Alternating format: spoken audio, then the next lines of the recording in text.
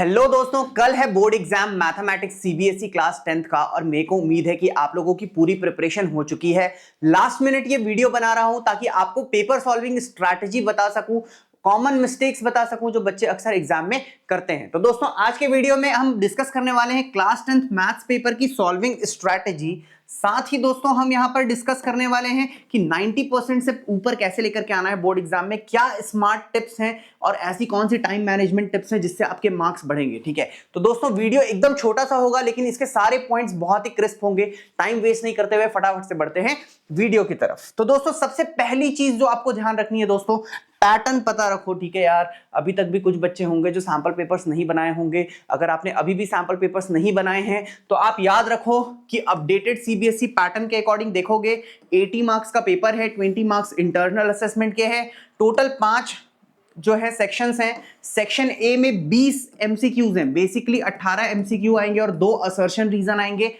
ये एक ऐसा सेक्शन है जो सबसे ज्यादा टाइम कंज्यूम करने वाला है, लेकिन जल्दी जल्दी इसको सॉल्व करना वरना आपका लास्ट का सेक्शन छूट जाएगा और वो लास्ट के सेक्शन के मार्क्स जो हैं वो बहुत ज्यादा होते हैं। सेक्शन बी 5 क्वेश्चंस होंगे, 2 मार्क्स ईच। सेक्शन 3 जो है मतलब सेक्शन सी जो है उसमें 6 क्वेश्चंस होंगे, हर क्वेश्चन 3 मार्क्स का होगा। सेक्शन 4 जो है उसमें 4 क्वेश्चंस होंगे, हर एक क्वेश्चन 5 मार्क्स का होगा। और सेक्शन ई जो है इसमें 3 केस बेस्ड क्वेश्चंस आएंगे। ठीक है, इंटरनल चॉइसेस हो सकती हैं लेकिन ऐसा एक्सटर्नल चॉइसेस नहीं है कि इस सेक्शन में इतने क्वेश्चंस बनाने हैं, ऐसा नहीं है। इंटरनली किसी किसी क्वेश्चंस में आपको चॉइस दी जाएगी। ठीक है, अब आपको दोस्तों यहां पर सोचना क्या है, पहले कुछ इन चीजों को समझो। ठीक है, कि आपकी कुछ प्री एग्जाम प्रिपरेशन होनी चाहिए। एग्जाम से पहले कुछ चीजों को आपको समझना है। ठीक है, सबसे पहला पॉइंट है कि आपको 15 मिनट्स दिया जाता है पेपर पढ़ने के लिए। उस 15 मिनट्स को बहुत अच्छे से यूटिलाइज करो भाई। इधर उधर अपने दोस्तों के चेहरों को मत देखते रहना।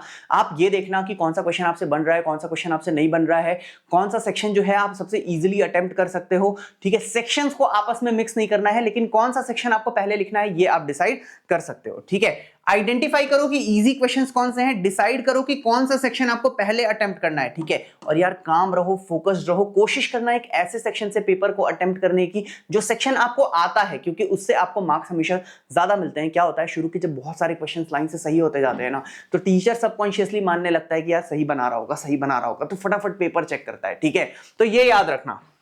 नेक्स्ट चीज जो है दोस्तों, टाइम मैनेजमेंट स्ट्रैटेजी है। पहला सेक्शन आप 20 मिनट से ज्यादा नहीं दे सकते। फर्स्ट सेक्शन में इतना ज्यादा स्टेप लिखने के पीछे चक्कर में टाइम मत खराब कर देना कि आगे का पेपर छूट जाए। फर्स्ट जो सेक्शन है जिसमें 20 क्वेश्चंस हैं, total 18 MCQ plus 2 assertion reason, try करना कि ये 20 मिनट के अंदर आप निपटा दो। ठीक है, नेक्स्ट सेक्शन जो है वो 2 मार्कर क्वेश्चंस हैं, 15 मिनट से ज्यादा इसको आप टाइम नहीं दे सकते।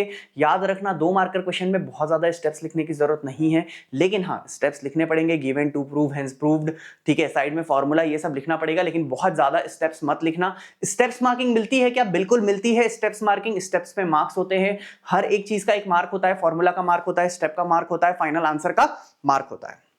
नेक्स्ट अगर अपन देखेंगे, सेक्शन सी पे आप लगभग 20 मिनट्स दे सकते हो, सेक्शन डी पे आप 30 मिनट्स दे सकते हो। तो क्या भैया ऐसा है क्या कि मेरे को 15 मिनट वाले में 20 मिनट लग जाए तो सेक्शन छोड़ के आगे बढ़ जाऊं? नहीं, लेकिन आपको पता होना चाहिए कि आप पेपर में पीछे चल रहे हो कि आगे चल रहे हो।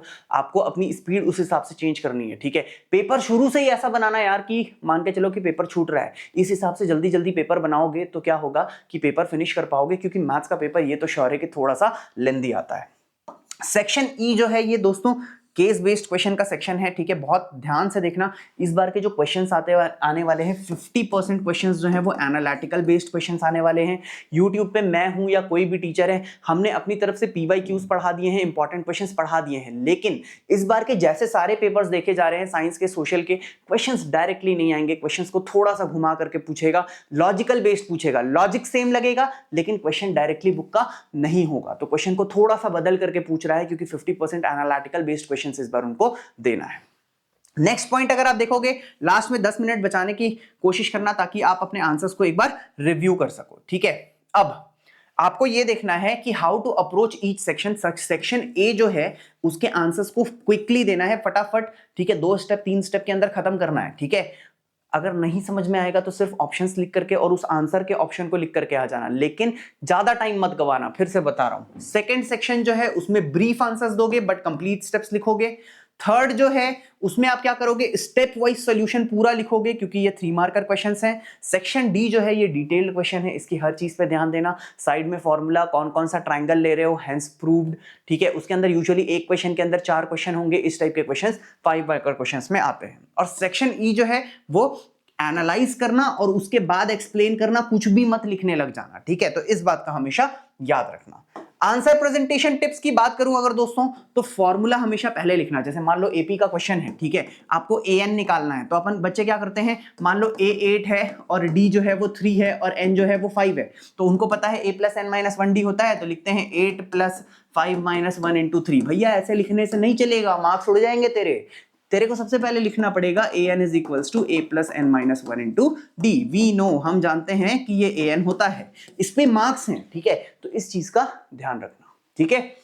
तो क्या करना है, फॉर्मूले को सबसे पहले लिखना है। दूसरी चीज, करेक्ट यूनिट्स पर ध्यान रखना, कहां पर सेंटीमीटर है, कहां पर मीटर है, कहां पर डिग्रीज है। बहुत सारे बच्चे जो हैं वो सरफेस एरिया वॉल्यूम के क्वेश्चंस में एक यूनिट, मान लो जैसे लेंथ दिया है, ठीक है, लेंथ को दे दिया 50 सेंटीमीटर और ब्रेड्थ को दे दिया 2 मीटर। अब क्या करते हैं वो, इस यूनिट और इस यूनिट को सेम उसमें लाते ही नहीं है और सॉल्व कर देते हैं, तो भैया आंसर गलत हो जाएगा, ठीक। फिर ये याद रखना, जितनी भी एरिया वाले यूनिट्स हैं वो स्क्वायर में होंगी, जितनी भी वॉल्यूम वाली यूनिट्स हैं वो क्यूब में होंगी। तो डायमेंशंस के ऊपर बहुत ध्यान देना, ठीक है, डायमेंशन पे अलग से मार्क्स होते हैं। उसके बाद जो भी आपका फाइनल आंसर निकल रहा है उसको डिब्बे के अंदर डाल के आना। जैसे मान लो n की वैल्यू निकालनी है, n की वैल्यू 6 आ गई, तो उसको डिब्बे में डाल दो, ठीक है, ताकि इन्विजिलेटर को, चेकर को पता चले कि भैया ये है वो जगह जहां पे तुमको देखना है, ये देखो मेरा n का आंसर इतना आया है, ताकि वो एक बार में उस चीज को देख सके, ठीक है। नीट डायग्राम्स बनाना, डायग्राम्स थोड़े से ना बिगर साइज के बनाना, ठीक है, कचड़ा डायग्राम मत बनाना। मैंने देखा है छोटे छोटे बच्चों को ना एकदम छोटा छोटा डायग्राम बनाते हैं, भाई उसमें देखना पड़ रहा है ए कहाँ है बी कहाँ है, ढूंढना पड़ रहा है। थोड़ा बड़ा डायग्राम बनाओ, बड़ा डायग्राम बनाने से तुम्हारे पास क्लैरिटी रहेगी हमेशा।